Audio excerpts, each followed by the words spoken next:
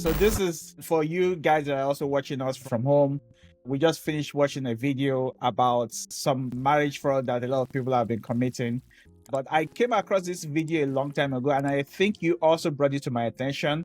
And we think it's actually worth bringing up the story and really talking about it. Now, just giving our opinion, for what it's worth, based on our experience of migrating so far. So, on my side, there are a few things that the guy first talked about. First of all, he said there are people paying 20 to 30K for this thing.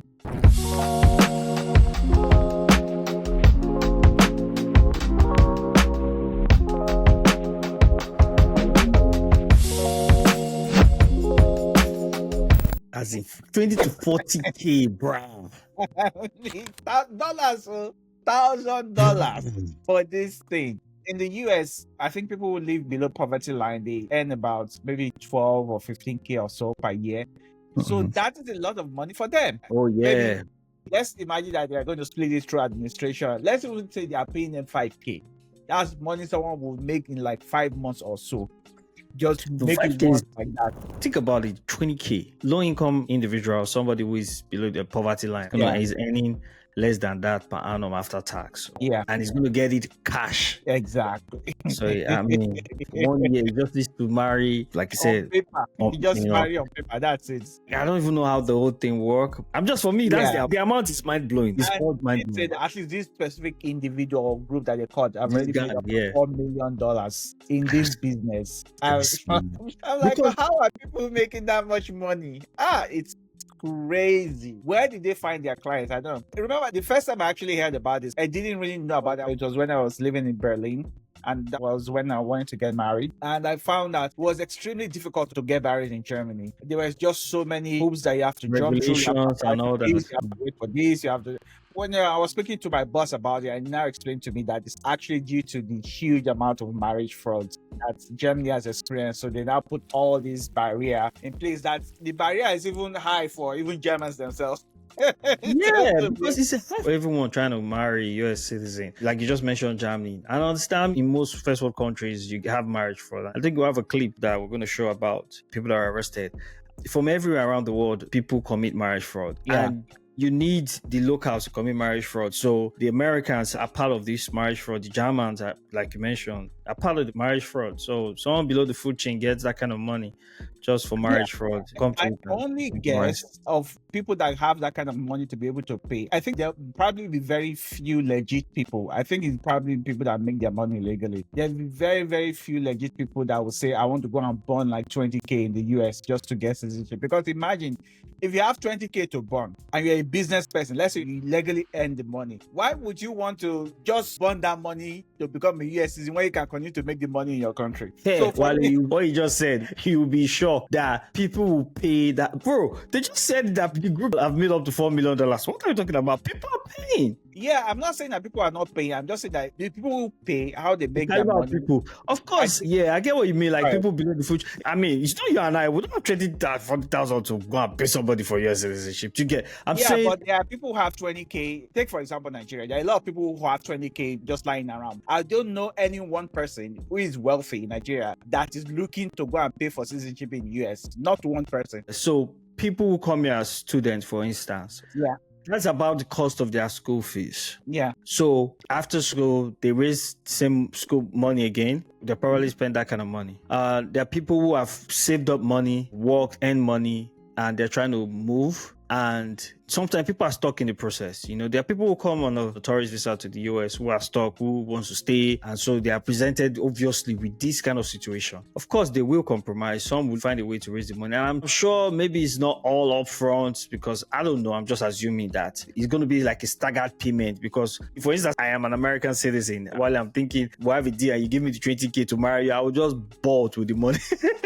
Just saying. I don't know how they make it work. I'm not talking about those who are Americans. I'm talking about those who are making the payment. My argument is that if you have 20K to pay to be a citizen, if you made your money legally, if you are a business person and you made 20K, you have a better chance of continuing to make that money and enjoying where you are than coming to the US. If that makes sense. If I'm wrong. I get what you okay. I get your point. I get your point.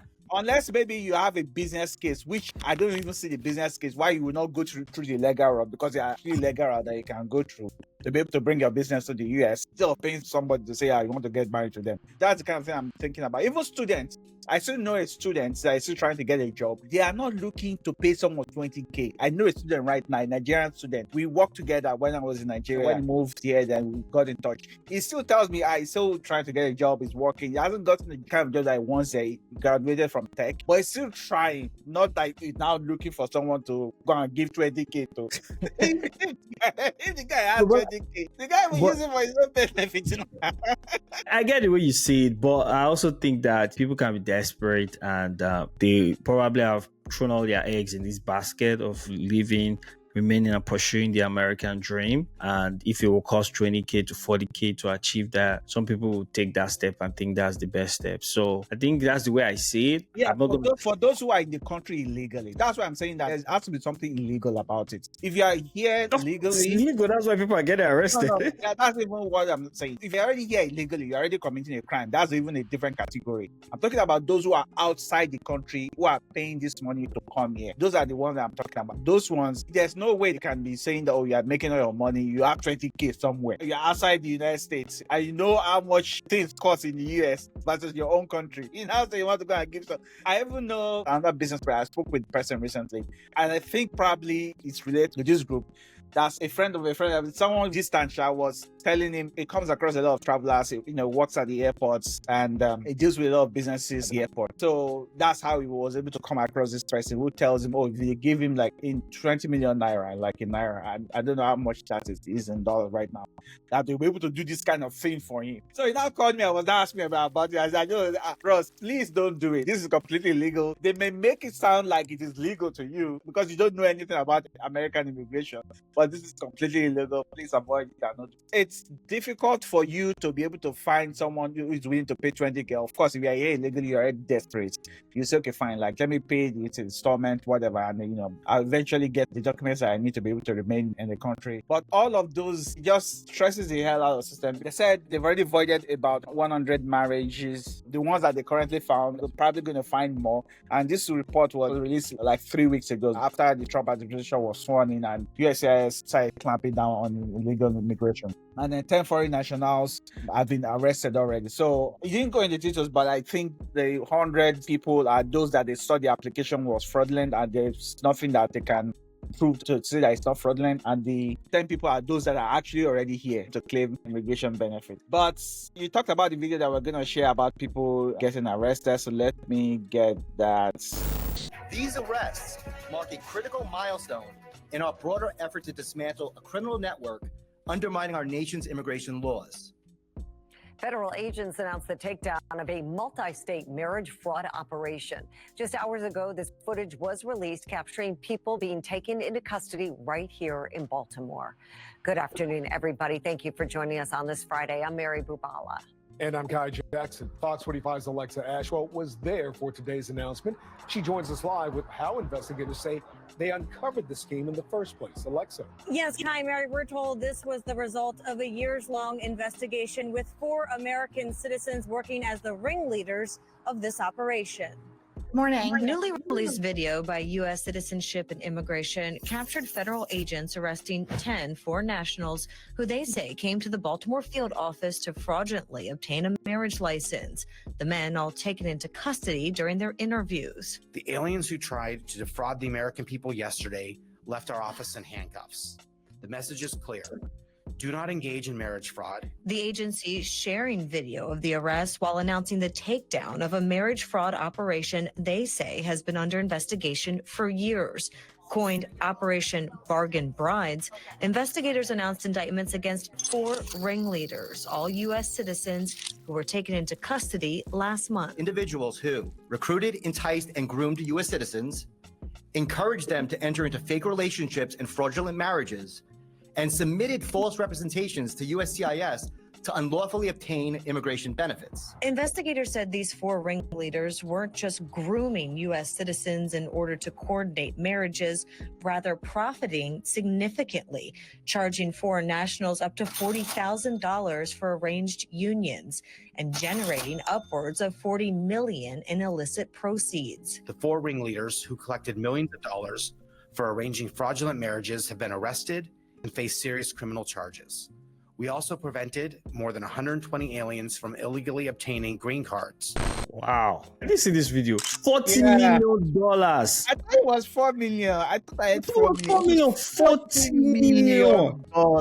Wow. So guess what? They arrested these guys, the 10 people, during their interview. Exactly. So that means they had enough evidence against them. They waited for them to complete the process, which is to come to the interview, so that it's like the evidence is solid and sealed. That is fraud. Oh my God. And then obviously 4 of the people that are arrested were also American citizens. I wonder if those 4 also got their citizenship through fraudulent means. I wonder. That's, the identity has not been published though. No, it's not the identity. I mean how they also became a citizen. Maybe they were born here, or maybe they became a citizen through marriage fraud also. I don't know. But for me, I think it makes sense that way. If you got something through fraud, then you can also, I can make a business out of this and actually commit fraud. Yeah, that's very possible. Other people too.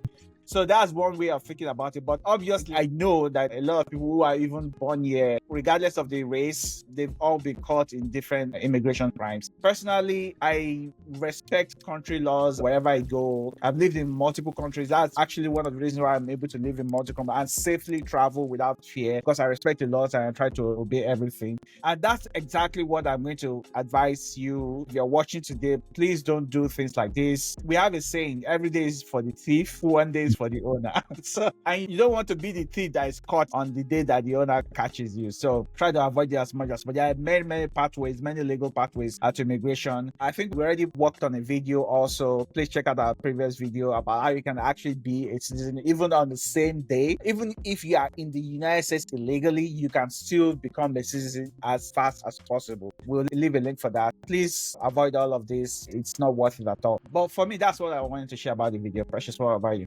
Yeah, I think it's a good example of what not to do, and also the fact that there's so many pathways. Consult a lawyer, consult an expert for advice on steps to take to immigrate or regularize your papers here in the US. And that would be what my advice would be. Kind of avoid bargain bride, because if you get caught, you are done for, man. And you know what? You don't want that, man. You don't want that. All right. Thank you for watching, and please like, subscribe, check out some of our other videos around this topic on immigration to kind of help you with some basic information. Thank you so much. See you in the next one. Bye now.